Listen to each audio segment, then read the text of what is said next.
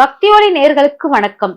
கும்பராசி நேயர்கள் என்னென்ன உணவுகளை சாப்பிடும் போது என்னென்ன மாற்றங்கள், என்னென்ன வளர்ச்சிகள், என்னென்ன வித்தியாசங்கள் உணரலாம், எந்த நாளில் சாப்பிடலாம், அசைவ உணவு சாப்பிடலாமா, இப்படி நிறைய கொஸ்டின்களுக்கு இந்த பதிவு உங்களுக்கு சிறப்பானதாக இருக்கும்.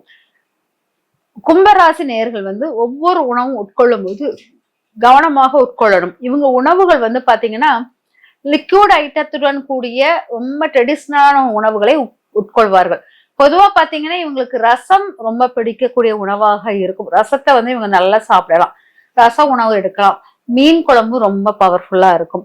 அதே போல் மீன் இவங்க எவ்வளவுக்குள்ள உணவில் எடுக்கிறாங்களோ அவ்வளவுக்குள்ள அவங்க லைஃப் வருமானங்கள் எல்லாம் பெருகும் அப்படிங்கறத எடுத்துக்கலாம். அதுக்கப்புறம் பாத்தீங்கன்னா இந்த கும்பராசிக்காரர்கள் பாத்தீங்கன்னா எப்பவுமே பழைய விஷயங்களை மறக்காமல் வச்சுக்கொண்டே இருப்பாங்க.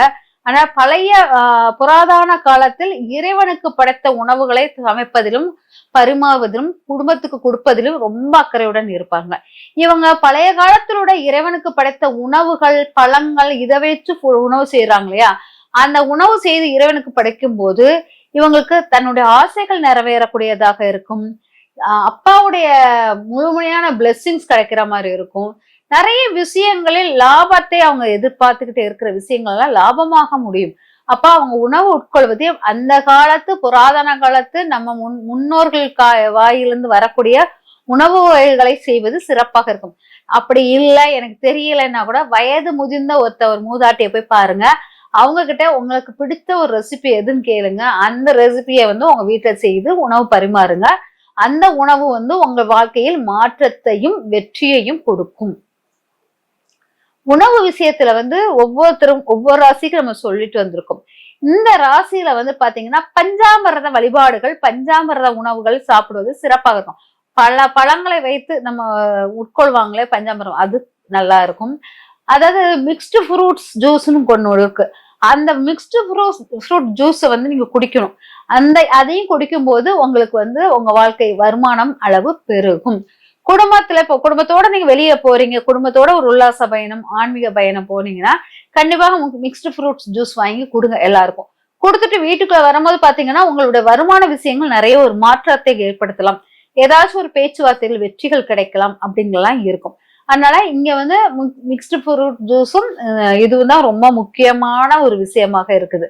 அதுக்கப்புறம் பாத்தீங்கன்னா நீங்க ஒவ்வொரு உணவும் உட்கொள்ளும் போது இப்ப பாதாம் கீர் அப்படிம்பாங்க இல்லையா, அதை குடிக்கலாம். இந்த மாதிரி விலை உயர்ந்த உணவு வகைகளை நீங்க உணவாக எடுத்துக்கொள்ளும் போது உங்களுக்கு செல்வ நிலை உயர்வதற்கு நிறைய வாய்ப்புகள் இருக்கு அப்படிங்கிறது.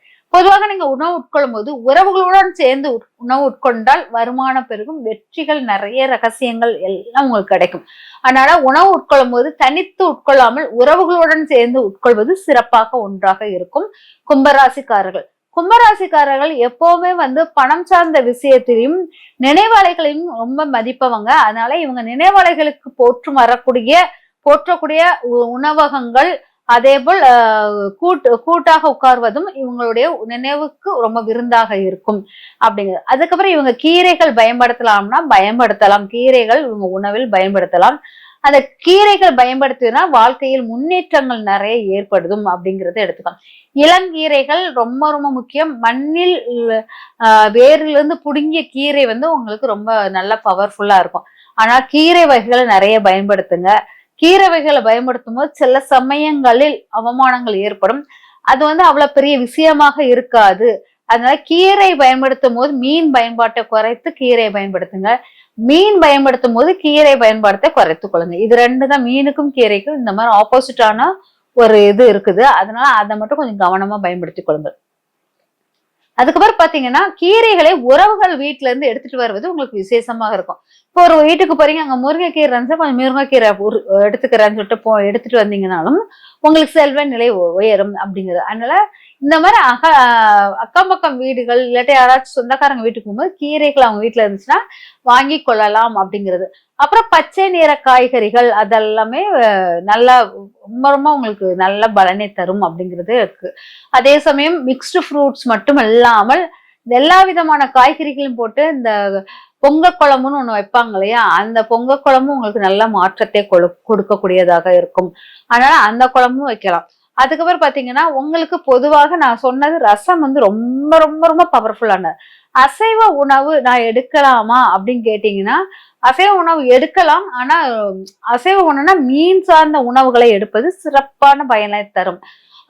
கறி அந்த மாதிரி அந்த அந்த அசைவ உணவுகள் எடுக்கும்போது உங்களுக்கு என்னன்னா ஒரு கௌரவம் பந்தாவுக்காக ஒரு பார்ட்டி அரேஞ்ச் பண்ணி அதுல பயன்படுத்தக்கூடியதாக இருக்கும் முடிஞ்சு நீங்களா அடிக்கடி எடுக்கிற மாதிரி இருக்காது. அதனால பொதுவாக நீங்க வந்து பார்ட்டிகளில் அந்த மாதிரி இடத்துக்கள்ல அசைவ உணவு பயன்படுத்துற மாதிரி இருக்கும்.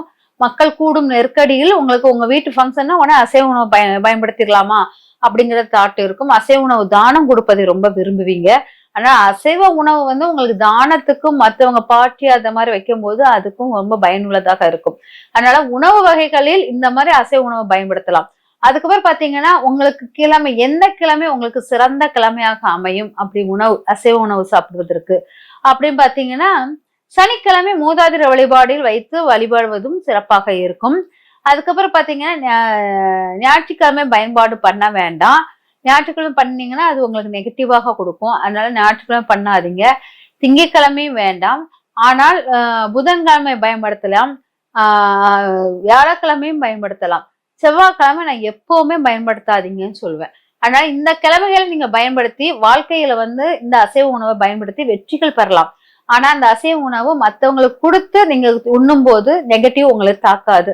ஆனா அசைவ உணவு சாப்பிடும் போது யாராச்சும் ஒருத்தருக்கு விருந்தினர் மாதிரி ஒரு எக்ஸ்ட்ரா ஒரு சாப்பாடு வச்சு கொடுத்துட்டீங்கன்னா அந்த அசைவ உணவுனால் நெகட்டிவ்ஸ் ஃபுல்லா உங்களுக்கு தொலைஞ்சு விடும் அப்படிங்கிறது தான். ஆனா அசைவ உணவு உங்களுக்கு ரொம்ப பெரிய நெகட்டிவ் தர்றது இல்லை. அதோட கீரையும் பெரிய நெகட்டிவ் எல்லாம் கிடையாது.